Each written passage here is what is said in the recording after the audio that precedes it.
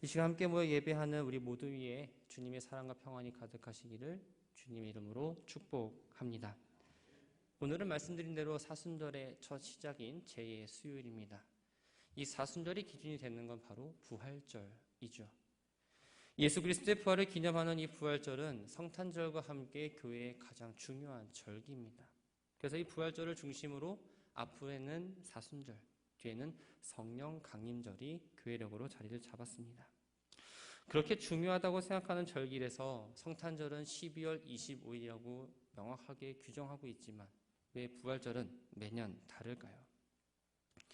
부활절을 언제 지켜야 하는가를 놓고 2세기, 3세기 사이에 이 동방교회와 서방교회 사이에 견해가 달랐습니다. 예루살렘 중심으로 한 동방교회는 예수와 사도들의 전통에 의해서 6월절에 부활절을 지키고자 합니다. 이 말은 주중에 어느 날이든 부활절이 될 수 있다는 걸 의미합니다. 그러나 로마를 중심으로 한 이 서방교회는 안식 후 첫날인 주일에 부활절을 지키고자 했습니다. 유대교의 축제인 6월절이 아니라 그리스도교의 축제로서의 부활절을 지키고자 했던 거죠. 부활절 날짜 논쟁은 결국 주후 325년 니케아 공의회에서 결정이 됩니다. 양측의 의견을 조율해서 춘분 후 첫 번째 보름달이 뜬 뒤에 다가오는 주일을 정했습니다. 음력을 사용하는 교회들의 의견을 반영해서 음력 15일이라는 날짜를 넣었긴 했지만 부활절은 주일이어야 한다는 그 생각에 확정이 됐던 겁니다. 결국 시간이 흘러서 변하지 않고 오늘날 우리는 3월 22일에서 4월 25일 사이에 늘 부활절을 지키게 되었습니다. 부활절을 기준으로 앞에 6번의 주일을 제외한 40일의 기간이 바로 사순절입니다. 사순절은 예수님의 십자가 고난을 묵상하며 금식 등의 금욕적인 생활을 통해서 자신의 죄를 깨닫고 고난을 기억하며 경건한 마음으로 예수님의 부활을 준비하는 시간입니다. 지금은 40일이라고 해서 지켜지고 있지만 사실 처음부터 40일은 아니었습니다. 예수님께서 부활하시고 승천하신 후에 이 초대교회는 부활절 하루나 이틀 전에 금식을 하면서 거룩하게 이 부활절을 준비했습니다. 그런데 이 시간이 지나면서 일주일이 되었고 또 시간이 지나면서 3주가 되면서 명확하게 날짜가 정해지지 못했던 겁니다. 이 사순절도 마찬가지로 325년 이 니케아 회의에서 40일로 규정을 해버렸습니다. 40이라는 숫자는 교회적으로 의미가 있습니다. 초대교회는 부활절 새벽에 성도들에게 세례를 베풀었는데 이 세례받기로 예정된 사람들이 회개하며 이 세례를 준비한 시간이 바로 40일입니다. 이 기간 세례를 받은 성도들은 세례의 의미를 돌아보면서 마음을 다잡는 시간이었습니다. 또 성경을 보면 40과 관련된 사건들이 많이 나옵니다. 가장 먼저 노아의 홍수 당시에 밤낮 없이 비가 내린 그 날이 바로 40일입니다. 출애굽한 이스라엘 백성들이 40년 동안 광야에서 훈련을 받았습니다. 무엇보다도 이 사순절의 40일은 예수님이 공생애를 시작하기 전에 광야에서 금식하시고 시험 받으신 그 40일을 상징합니다. 이 사건들을 보면 영광을 받기 전 또한 새롭게 거듭나기 전 고난과 시련, 인내의 시간이었다는 사실을 공통적으로 나타냅니다. 이렇듯 우리가 부활절을 준비하는 이 사순절은 바로 고난과 인내라는 게 담겨 있습니다. 부활절 주일을 제외해서 40일을 거슬러 올라가다 보면 반드시 수요일에 시작하게 됩니다. 그 날을 바로 오늘 제2의 수요일 혹은 성회 수요일이라고 부릅니다. 제2의 수요일이라고 부른 이유는 8세기경부터 이 첫날 예배에 제를 사용했기 때문입니다. 우리 모두가 아는 것처럼 이 구약 성경에는 회개와 슬픔을 표시할 때 자신의 몸에 바르거나 제를 뿌렸다라고 기록되어 있습니다. 제는 참회와 회개를 상징합니다. 전통적으로 전년도 종려주에 사용되었던 이 종려나무 가지를 태워서 제를 만들고 머리나 혹은 이마에 십자가를 그리면서 그리스도가 우리의 죄로 인해 고난과 죽음을 당하셨음을 기억하고 또한 고난의 의미를 묵상하게 한 날입니다. 또 죄를 통해서 한 줌의 흙에서 왔던 우리도 다시 흙으로 돌아가는 존재임을 깨닫고 언젠가는 하나님 앞에 서게 될 우리의 삶의 자세를 되돌아보고 정비하는 시간이 바로 이 수요, 제의 수요일입니다. 24절기마다 의미가 있습니다. 기도 때도 말씀드린 것처럼 이미 우리는 입춘과 우수라는 절기를 보냈습니다. 그에 맞게 우리가 생활하는 것처럼 성도는 교회력에 따른 이 절기의 의미를 알고 그 기간을 보면서 영적으로 깨닫고 믿음이 더욱 성숙되는 시간임을 기억하며 나아가야 합니다. 바라고 소망하는 것은 40일의 시간이 짧지도 않고 길지도 않습니다. 어쩌면 그 시간이 힘들고 어려울 수 있지만 주님의 고난을 묵상한다라는 큰 의미를 두고 그것을 영적 훈련의 기간으로 삼아 우리가 더욱더 하나님 앞에 한 걸음 더 나아가는 그런 사순절이 되기를 주님의 이름으로 부탁을 드립니다. 오늘 우리 함께 본 말씀은 야고보서입니다. 이 신약 성경을 보면 야고보란 인물이 4명이 등장합니다. 세베대의 아들 야고보가 있고 또한 예수님의 형제 야고보, 또한 알페오의 아들 야고보, 유다의 아버지 야고보입니다. 그런데 이 알페오의 아들 야고보와 유다의 아버지 야고보는 이름만 나올 뿐 떠던 이야기가 있지 않아요. 그렇다면 저자가 세베대의 아들이나 혹은 예수님의 형제 야고보라고 생각해 볼 수 있는데 이 야고보서는 주후 62년경에 쓰여진 책입니다. 그런데 이 세베대의 아들 야고보는 주후 44년에 순교를 했습니다. 그렇다면 자연스럽게 저자는 예수님의 형제 야고보가 된다는 걸 우리는 알 수 있습니다. 야고보는 예수님의 공생 기간 동안에 예수님 향해서 비판적인 태도를 보입니다. 그러다가 부활하신 예수님을 만나고 승천을 직접 목격한 이후에 신실한 제자가 되었습니다. 그래서 베드로와 요한과 더불어서 이 예루살렘 교회의 기둥과 같은 존재로 성장하게 됩니다. 스데반의 순교 이후에 본격적으로 예루살렘 교회에 대한 박해가 시작되었습니다. 그런 초대교회 성도들은 로마 제국 각 지역으로 흩어져 살게 됩니다. 흩어진 성도들의 삶은 시련 그 자체입니다. 그러나 그들의 발걸음은 복음을 전파했고 하나님 나라를 확장하는 귀한 삶을 살았습니다. 그런데 시간이 지나면서 문제가 하나 생깁니다. 바로 흩어진 유대의 그리스도인들과 사도 바울을 비롯한 이 전도자를 통해서 복음을 접한 이 유대인 출신 그리스도인들 간에 문제가 발생하기 시작한 겁니다. 외적으로는 유대교를 따르는 동족들의 핍박으로 인해서 시련을 겪고 있었고 또한 내적으로는 사도들로부터 기독교 신앙을 제대로 교육받지 못했기 때문에 과거 유대교 신앙의 습관이 계속적으로 나왔습니다. 유대주의자들처럼 참된 신앙의 실천 없이 말로만 경건을 이야기하고 또 믿음으로만 구원을 얻는다는 그 교리를 너무나 지나치게 강조해서 실천적 신앙생활을 매우 등한시하고 있었습니다.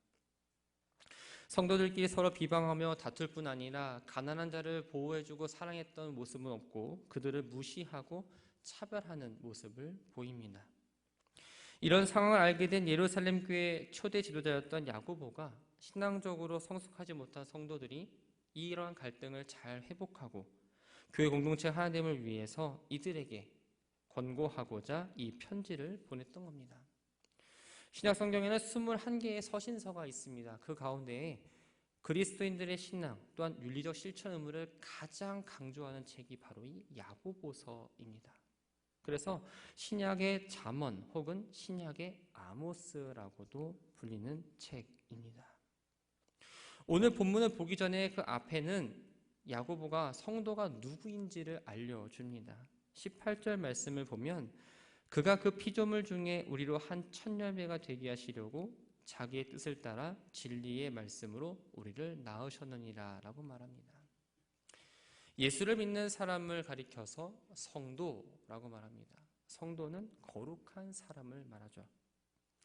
우리가 성도가 된 건 도덕적으로 무흠해서 또 영적으로 너무나 뛰어나서가 아니라 하나님의 뜻에 따라 예수 그리스도를 통해 하나님의 언약 백성으로 삼으셨다는 걸 기억해야 합니다. 진리의 말씀인 이 복음으로 새로 태어난 성도는 무엇보다도 믿음을 뒷받침하는 경건의 행위가 있어야 했습니다. 오늘 본문을 통해서 야고보는 말씀을 듣고 실천함으로 나타내는 경건이 무엇인지에 대해서 우리들에게 권면합니다. 첫 번째 경건은 바로 19절 말씀입니다. 듣기는 빨리 하고 말하기와 성내기는 더디하라. 듣기는 빨리 하라. 무엇을 듣기를 빨리 하라는 걸까요? 이 말은 하나님의 말씀은 듣는 일에 부지런하고 말씀을 듣고 말씀대로 행할 마음의 준비를 하라는 의미입니다. 거듭나는 건 어떠한 순간적인 형상으로 끝나는 게 아니라 꾸준히 지속되는 과정이 필요합니다. 그 과정 가운데 하나가 바로 말씀을 듣는 것인데 문제는 말씀을 듣지 않는다라는 겁니다. 사극을 보면 주인이 방에 앉아 있다가 밖에 누구 없느냐라고 부릅니다. 그럴 때 참 신기하게도 늘 밖에 누가 있어요. 예, 여기 누가 있습니다 라고 말합니다. 우리의 삶의 주인이신 하나님이 나를 부를 때 하나님 제가 여기 있습니다 라고 해야 되는데 여러분들은 과연 그렇게 바로 응답을 하십니까? 하나님은 기도할 때 또 우리가 이렇게 예배를 드릴 때에 때로는 상황과 사람을 통해서 우리들을 찾아오시고 말씀하시는데 우리는 사실 못 들은 척하거나 듣지 못하며 살아갈 때가 많습니다. 땅이 메마른 걸 보면서 비가 내려야 되는데 라고 하지만 정작 메말라 있는 내 심령을 바라보라라는 하나님의 음성을 듣지 못합니다. 하나님의 뜻을 묻고 하나님 말씀을 뜻한 대로 행하고 이루어져야 하지만 우리가 먼저 하나님께 물어보지 않습니다. 그러다 보니 하나님의 말씀을 듣지 않고 내 생각과 내 뜻대로 살다가 깨지고 넘어지고 너무나 힘이 없을 때에 그제서야 간절한 마음으로 나아가는 어리석은 삶을 반복적으로 한다는 거죠. 사랑하는 성도 여러분, 하나님은 항상 우리를 바라보고 계십니다. 하나님은 늘 우리를 부르고 계십니다. 그래서 우리는 부재중이거나 세상과 너무나 긴 통화를 해서는 안 됩니다. 성도는 하나님을 위한 시간을 늘 마련하며 하나님의 말씀을 듣는데 빨라야 합니다. 두 번째는 말을 더디해야 합니다. 잠언 10장 19절 말씀을 보면 말이 많으면 허물을 면하기 어려우나 그 입술을 제어하는 자는 지혜가 있느니라 라고 기록합니다. 성도는 먼저 다른 사람의 이야기를 주의 깊게 듣고 생각한 뒤에 말할 줄 알아야 합니다. 그래서 솔직히 가슴에 손을 얹고 한번 생각해 볼까요? 우리는 거꾸로 합니다. 듣기는 정말 더디하고 말은 정말 빨리 합니다. 심지어 어떤 사람은 아예 남의 말을 듣지 않고 자기 혼자 말하고 그냥 자리를 일어납니다. 말을 했지만 지금까지 무슨 이야기를 서로 오갔는지 알지 못하다 보니까 오해하고 이야기하기도 싫어지고 불신이 되고 그러면서 관계가 더욱 안 좋게 되는 걸 보는 경우도 있습니다. 듣지 않으면 말할 수 없습니다. 근데 문제는 제대로 듣지 않으면 제대로 말할 수가 없습니다. 무심코 내뱉은 말하면서 아차 하는 순간 이미 그 말은 상대방의 마음에 비수로 꽂히게 됩니다. 데이 셔퍼트라는 사람은 말하기 전에 3개의 황금문을 지나야 한다라고 말했습니다. 첫 번째 문은 이 말은 진실한 것인가입니다. 두 번째 문은 이 말은 꼭 필요한 것인가입니다. 세 번째는 이 말은 친절한 말인가입니다. 친절한 말은 따뜻하고 정감 있는 말뿐만 아니라 상대방을 진심으로 존중해서 나오는 말이냐는 거죠. 여러분들의 대화의 모습은 어떻습니까? 대화는 서로에 대한 이해의 출발입니다. 한쪽만 이야기해서는 안 되고 주고받음을 통해서 한 걸음 한 걸음씩 가까워지는 게 바로 대화입니다. 그런데 인간들의 대화뿐만 아니라 하나님과의 기도도 마찬가지입니다.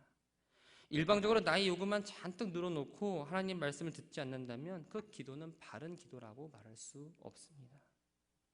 기도를 하면서도 전혀 하나님의 뜻에 맞지 않는 말을 되풀이하게 되고 나는 기도를 많이 한 것 같지만 전혀 하나님의 뜻을 알지 못한 채 늘 쳇바퀴 굴러가듯 기도 생활을 하고 있다는 겁니다.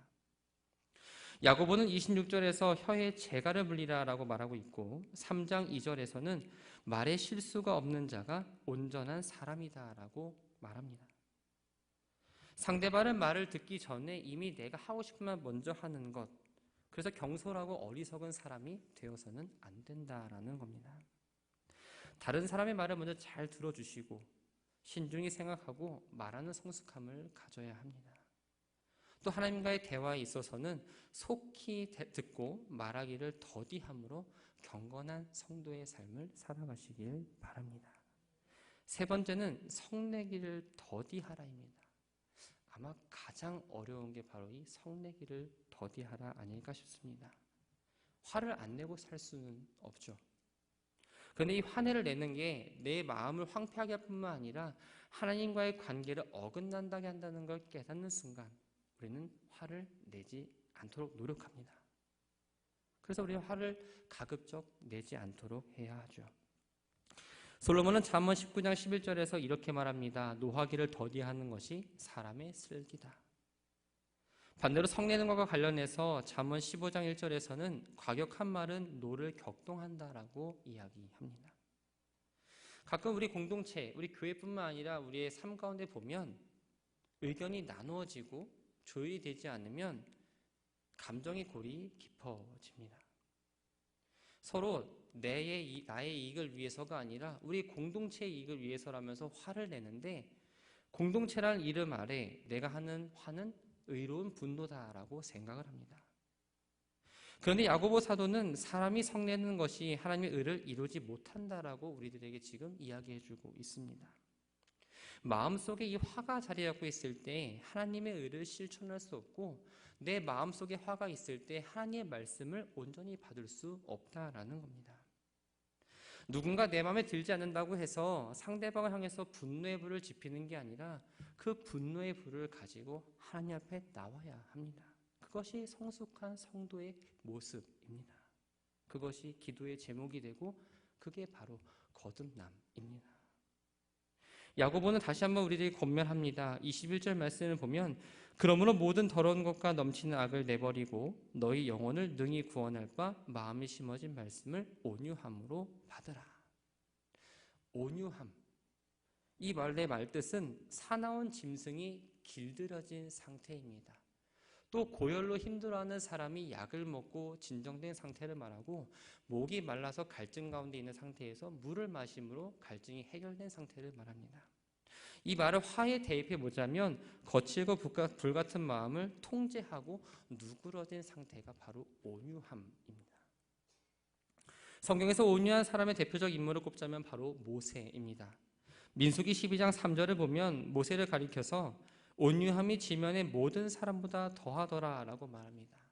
수많은 사람 가운데에 그 모세만 왜 가장 온유한 사람이라고 기록을 했을까요? 모세는 자신의 뜻을 주장하지 않는 사람이었습니다. 백성들에게는 언제나 하나님의 뜻을 전달하는 전달자로서의 역할을 감당합니다. 그리고 하나님 앞에서는 자기의 주장이나 생각을 말하지 않았습니다. 그의 삶은 언제나 하나님을 따르는 삶이었고 하나님은 그를 통해서 하나님의 능력을 나타내셨습니다. 사랑하는 성도 여러분, 성도는 자신의 뜻을 주장하는 사람이 아닙니다. 하나님의 말씀을 더디 듣기 때문에 자신의 뜻을 말하게 되고 더 말하기를 빨리 하게 되고 그러면서 내 주장을 펼치고자 성내기까지 한다는 거죠. 바라고 소망하는 건 우리의 마음 가운데 온유함으로 가득 차시길 바랍니다. 한마디 하고 싶을 때 좀 참고 세계의 문을 기억하면서 온유함으로 그 사람을 바라봐 주시기 바랍니다. 기다렸다 이야기해도 늦지 않습니다. 기다렸다 이야기함으로 하나님의 뜻을 나타내는 저와 여러분의 삶이 되기를 주의 이름으로 축원합니다. 경건의 두 번째는 바로 말씀을 듣고 행하는 것입니다. 22절 말씀을 함께 보면 너희는 말씀을 행하는 자가 되고 듣기만 하여 자신을 속이는 자가 되지 말라라고 말합니다. 야고보는 말씀을 듣기만 하고 삶이 뒷받침되지 않는 건 자신을 속이는 거라고 분명히 이야기하고 있습니다. 우리는 가끔 착각을 합니다.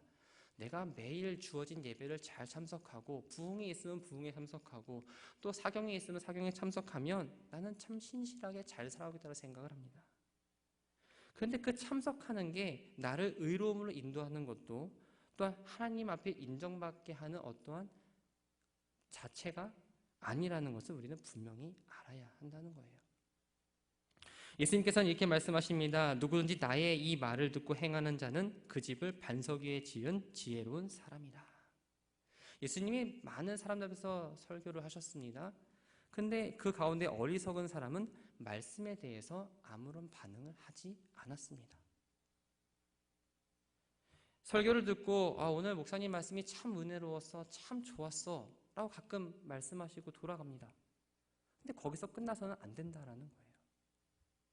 그보다는 말씀을 새기고 내 삶에 적용하며 살아야지 다짐하고 그 다짐대로 살고자 노력하는 게 성도의 삶이라는 겁니다. 우리는 예배하기 전에 스스로 질문을 하고 이 자리에 앉아야 합니다. 내가 왜 이 자리에 앉아 있는가? 두 번째는 하나님의 말씀을 듣기 위해서 나는 마음 문을 열고 있는가? 세 번째는 하나님의 말씀을 듣고 그 말씀에 나는 순종하겠는가? 신앙생활은 무엇일까요?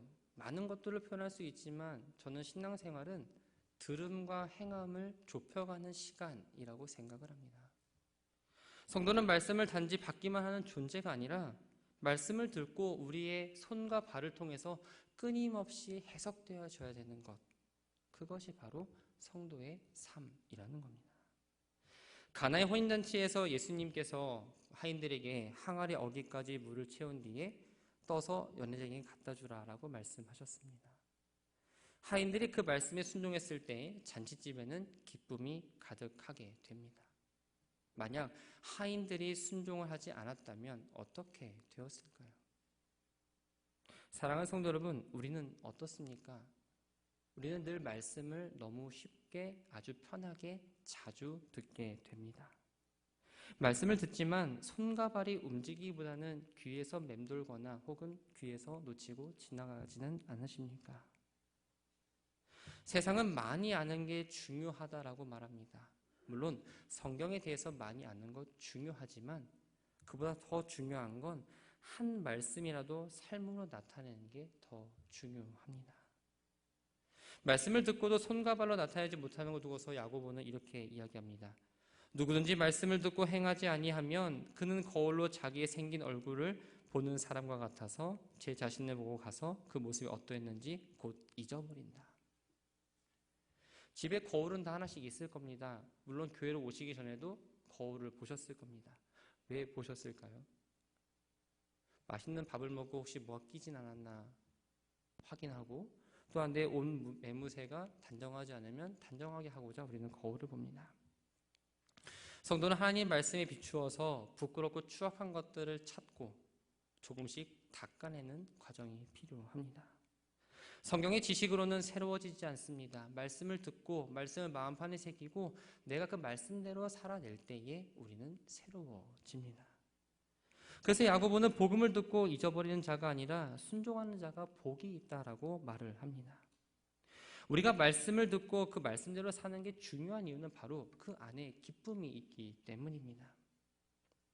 말씀을 지식으로 알고 있는 건 어떻게 보면 내 자랑거리가 될 수 있습니다. 그러나 알고 있는 말씀을 내 손과 발을 통해서 나타내면 나뿐만 아니라 모든 사람들이 기쁨을 누리게 된다는 겁니다. 야고보는 그것이야말로 진정한 복된 삶임을 우리들에게 이야기하고 있습니다. 예배의 자리에 참석하는 것만으로도 내가 복된 길을 살아가고 내가 하나님의 어떠한 상에서 신앙생활을 잘하고 있다는 그 생각은 버리시기 바랍니다. 바라고 소망하는 것은 말씀을 듣고 잃어버린 자의 삶이 아니라 말씀을 듣고 마음이 새기고 말씀에 순종하며 나아가는 우리 모두가 되기를 바랍니다. 경건의 세 번째는 바로 이웃을 돌아보는 겁니다. 27절 말씀을 보면 고아와 과부를 그 환난 중에 돌보고 또 자기를 지켜 세속에 물들지 아니하는 그것이니라 라고 하면서 오늘 말씀을 마무리합니다. 경건하고 정결한 삶을 원한다면 세상의 더러운 죄에서 자신을 지키는 게 당연하다 생각을 합니다. 그래서 이 말씀은 당연히 동의가 돼요. 그런데 그 앞에가 좀 문제가 됩니다. 고아와 과부를 돌보는 것과 하나님께 대한 경건이 무슨 상관이 있느냐는 거죠. 하나님에 대한 경건과 사람에 대한 사랑은 떨어진 게 아니라 하나라는 걸 말해주고 있습니다.